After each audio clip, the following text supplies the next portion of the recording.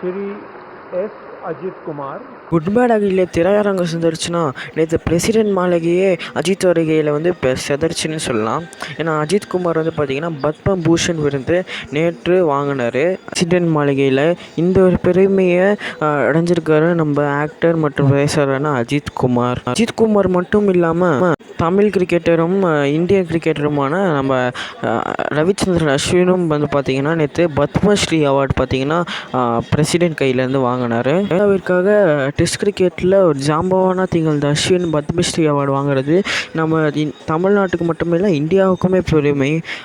நம்ம அஜித் குமார் அஸ்வினையும் சேர்த்து இன்னொரு முக்கியமான நபரும் இந்த அவார்டு வாங்கினார். அவர் தாங்க நம்ம செஃப் தாமு அவர்கள். நம்ம எல்லாருக்குமே தெரிஞ்ச செஃப் தாமு அவர்களும் பார்த்திங்கன்னா நேற்று பத்மஸ்ரீ அவார்டும் பார்த்திங்கன்னா வழங்கி கௌரவிச்சிருக்காங்க. நேற்று பார்த்திங்கன்னா 3 தமிழர்கள் வந்து பார்த்திங்கன்னா பிரசிடென்ட் கிட்டேருந்து அவார்டு வாங்கியிருக்காங்க. ஸோ இது நம்மளுக்கு வந்து பார்த்திங்கன்னா இந்த தமிழ்நாட்டு மட்டும் இல்லாமல் மொத்த இந்தியாவுக்குமே நாம் பெருமைன்னு நம்ம சொல்லலாம்.